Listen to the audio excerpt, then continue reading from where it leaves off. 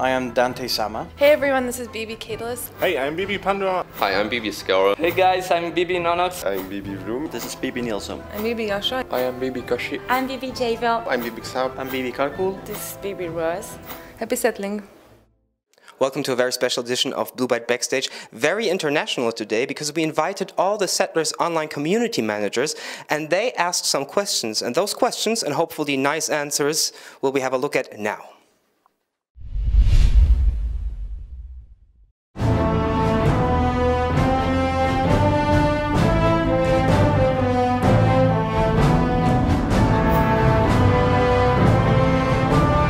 The main topic of the community is the guilds and the guild system. There will be an improvement about it. So for the guild features, we have a couple of ideas that we want to bring, and we have the first step for us is going to be to do a couple of improvements that have been requested by the community. Things like changing the guild leaders or giving stats about the guild members. Things like a guild storage that has been that is like an obvious and often requested thing. And that is going to be very helpful for guild interaction and give a purpose to the whole thing, or more of a purpose to the whole thing. My community has questions all the time about the maximum number of the guilds. Is that going to be increased in the future?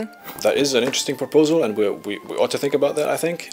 We haven't really actually considered it because from our point of view, that's just going to impose, we're just going to change the limit to another figure, so as soon as you hit the next value, it's going to be the same question come up again, but if that is actually a request by the community, we will very much think about that, of course, yes. I have a question about the future of the guilds in the game. My players, they ask a lot of questions about that, especially concerned with the future, you know, with the PvP, and there's any plans to actually improve the actual guild function in the game?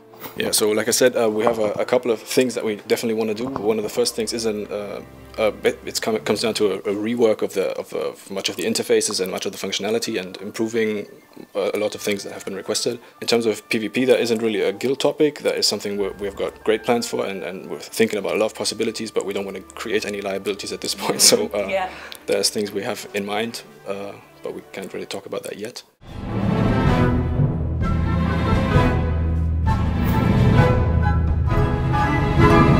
I was wondering, for example, if I want to, let's say, improve my coal production on my island, how does it work? How should I do it?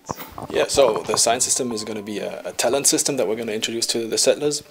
It's going to have the players produce skill points on their island as part of their economy, as a resource in their economy, and they will get to spend these skill points in talent trees for either their island or for their specialists.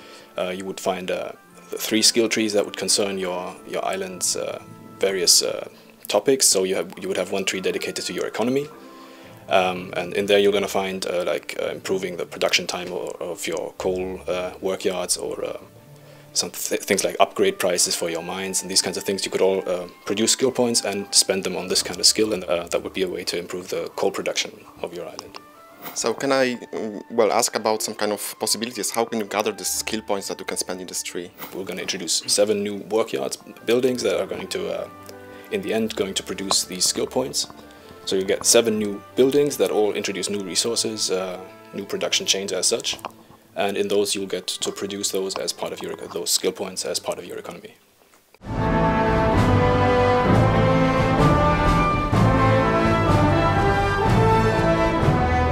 We are wondering what player level 50 players can expect from the Settlers Online this year. We know that we have a lot of endgame players which want to have more features they can play with, and because that we thought about this, and we want to make new adventure which are more challenging than normal adventures, and also give more rewards, better rewards, cool rewards. So we plan to make a chain, so several adventures after another. And in this adventure, the player can gain new resources, and with these new resources, they can buy new items in the shop, so cool new stuff they can work for. I would like to ask About the new buildings, I know that for the Easter event we will get the floating residence. So my players are asking if we will get new buildings anytime soon. Yes, we will get new buildings. So at first for the science system, also mentioned we will get 7 new buildings, and later for the new raids for the endgame players, we will also have new buildings.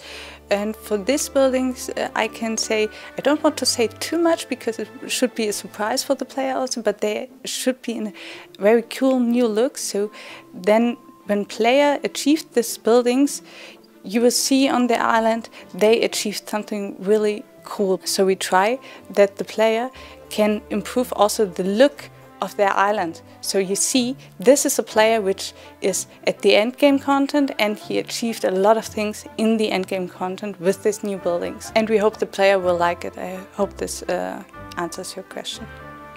My question is, last year we had the End of the World event, and that, well, a lot of players enjoyed that.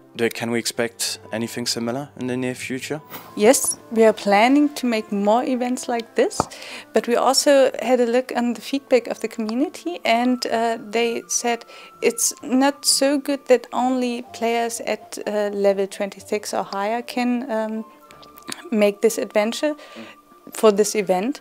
So we want that all players can be part of this event. So it's not important whether you're level 1 or level 50, you can help your server. This is something we want for the next event.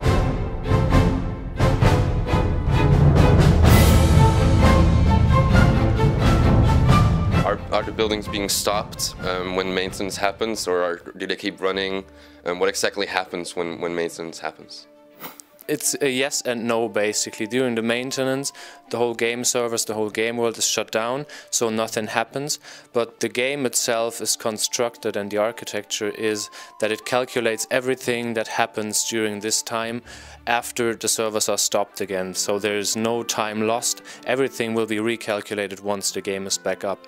So basically the main answer is no, the game won't be paused, and no, there will be nothing lost. Everything will be recalculated in the end. Why does maintenance take so long, and what exactly happens during? The problem is basically that the game worlds, we have a lot of game worlds currently, we have a lot of data going on in all the game worlds. For instance, the Russian game world has a database of around 200 gigabytes, which is a lot of just plain text data, and the maintenance takes so long because you have to run the scripts that we run, which will be explained later, through all databases, through all this data. And also the game is very complex, and as you might know, there's a lot of things to consider. So a big part of the maintenance is also the QA, to make sure once the maintenance is run, everything for you guys is okay and the game is fine to be played after the maintenance, and we haven't overseen anything, or there are some issues that happened during the maintenance. So it's basically just to keep a good quality and have a good game for you even after maintenance. What kind of scripts exactly are being executed during the maintenance? So the main part is basically that all these games check if, for instance, you have an adventure and you have sent out 3 generals to this adventure and 600 troops. The scripts check if all the troops that you're supposed to have after the adventure are still in your adventure. So if you have the feeling, which comes sometimes, that you feel like you lost some troops in the adventure that are not supposed to be lost, then this script checks that and sends them back to your game. So after the maintenance, you will have recruits or like units that seemed like they were lost, but they are back again after the maintenance.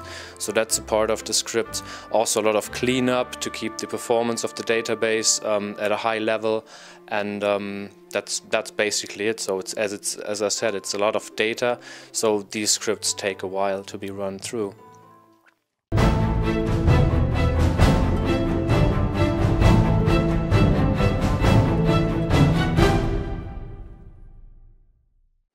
That's it for today. I hope you enjoyed the show. Thank you very much for watching, and see you next time.